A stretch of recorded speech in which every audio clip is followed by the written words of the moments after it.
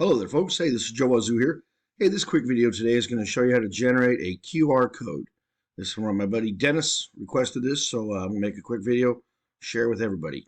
So in this case, I got a database here that over on the left, I went ahead and set up some tags. They're all internal tags. I set up an integer tag or numeric by hitting the pull down and select numeric. Then I created another integer tag, and I made it a real by hitting the pull down here and selecting the floating point. Then I created a flag tag, which is just a Boolean tag in our software.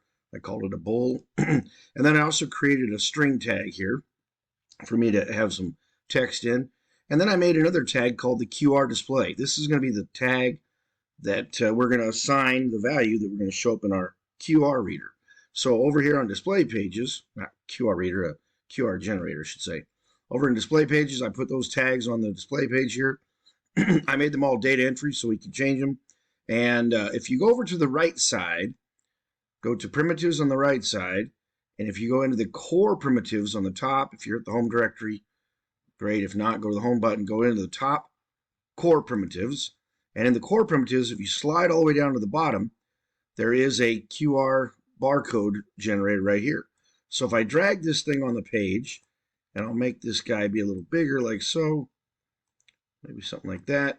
Okay, so I want this thing to get its data from the tag that I'm going to have called the QR display.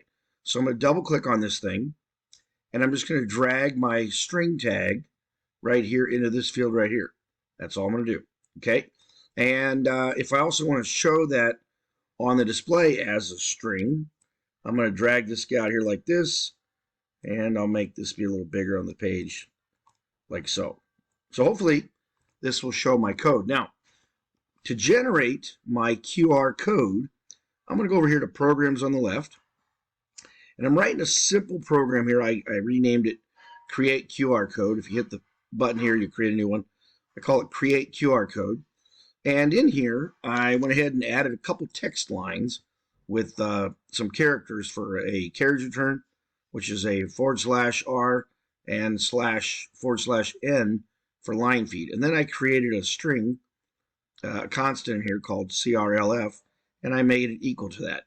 You might ask, where did you find this information? Well, there's two places you can look. If you ever attend a class that I teach, I send everybody in class a tag types, and in that short description on page 5, I give you an example of that here. Or you can also go to the Crimson manual by, in Crimson, go into the Help pull down and click Contents. And in the manual, I believe if you search character constants, page 330 of the manual, you'll find the exact same thing in the Crimson manual as well. So back here at this program, I want you to see, team, that I just wrote a little code called QR display, and I use a function called as text, open parentheses, the tag name, close parentheses, and then I just do plus here. So as I put these in, so it'll put together a string for me. And you see here that I got as text. I should do, let me put, I'm missing my carriage returner. So I'm going to go ahead and just type CRLF, and then I'll do a plus here. Oops. There's my plus. Now, one thing I'll tell you, as you put this together, it might become one really long string. So you might find it advantageous to do like this, hit a plus or enter sign, tab across, and then as you do each one, like I'll put this guy here, and I'll put this one, I'll put it enter here. All right, there. So this might make it easier for you to see. And then at the end of the statement, put a semicolon. So I'm using the function called as text, and integer, carriage return. That's the same thing. Why do I need this? I don't need this part, do I? That's the same. Hold on, let me get rid of that. I was playing with something else. Okay, so as text, there it is. And the next one's the real, the next one's the Boolean, and the last one's the string that I type in. Now remember, anytime that you make changes in here, you need to compile or translate. Notice I got a yellow diamond over here. So this little button right here, team, is to translate. If there's no mistakes, great, works perfect. All right, so this program, for this simple test, I want to call this whenever I push a button on the display page. So if I go to display pages, and I got a button here. I found the button over in primitives, and it's just one row right above the QR code. There it is right there. Click on it, and you drag any color out. Anyway, I'm going to double click on this to show you the code, and that's just the text there. If I go to the Action tab, I always advocate that you do functions on release so that the operator is not holding it down for a long time. So when they release the button, that's when I execute.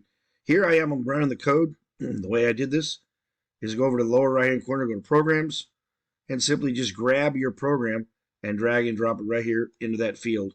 And that is what it's going to generate when I run the simulator. So anyway, when I run this. So let me go ahead and do that. Let me save this. I'm actually using the emulator team to try this out. So I'm not downloading to real screen. I'm going to use the emulator by clicking this button here.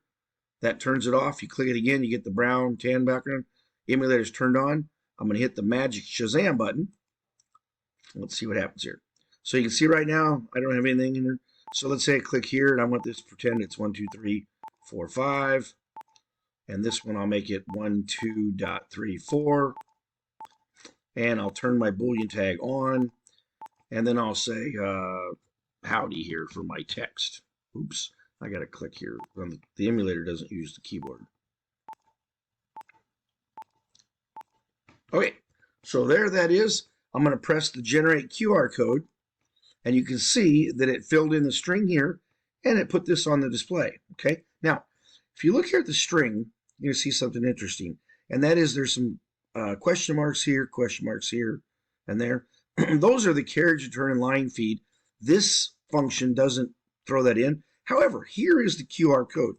Now, you have an option here, team. You could take your camera out and read that, pause the video, and take a picture with your phone and QR code, see what it shows.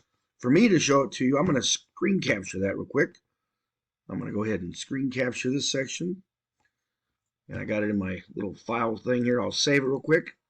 I'm going to save it to where we can see it. I'll override what I have here before. And then I'm using a website for this called scanqr.org. And this site, you can actually upload a picture. So I'm going to click here. I'm going to go ahead and upload that picture. And whoops, it should show us here. Let me do it again here. Well, let me refresh this page. Is it not going to load? All right, let me try it again and refresh here. There. I don't know what's going on with their website, but look, this is what it shows when I did that.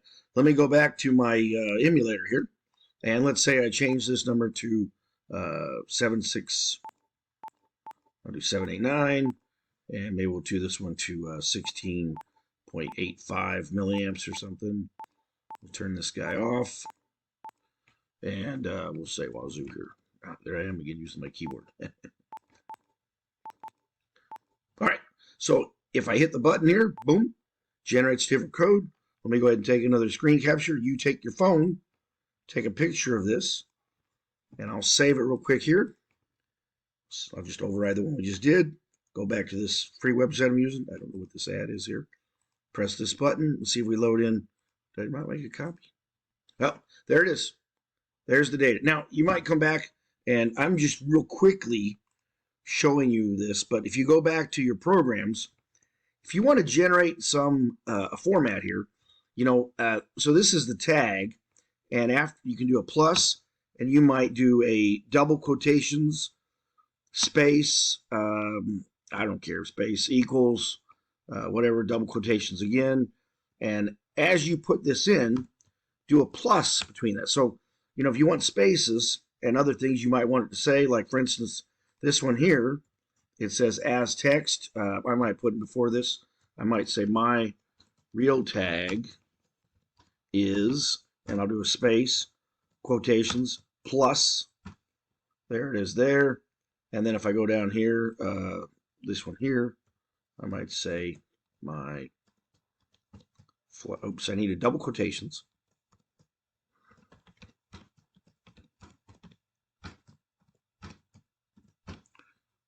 Like that. So if you notice, I put a space here. Then I got the plus symbol. Let me go ahead and translate. I'll save it. Let's download this to the emulator real quick here. So there it is. Let me hit the button here. Now you can see this because I don't have that size correctly. That's what it did. That's okay. However, let me go ahead and once again take your phone out, get a picture of that. I'm going to save it. I'm going to try it again here. I don't know why I'm just going to override that one. Yeah, sure. All right, let me go back to this website, see if I can upload the second one here. Yeah, this app is stinking. Try it again here. There. So there it is, team. And I didn't really. But anyway, what I'm saying to you is you can format your QR code based on what you put in here. So don't be afraid to do that and play with it. You'll see how it works. Works pretty darn good. Anyway, I just thought I'd make a quick video of that. If you got any questions, please let me know, folks. Thanks a lot. Talk to you later. See you.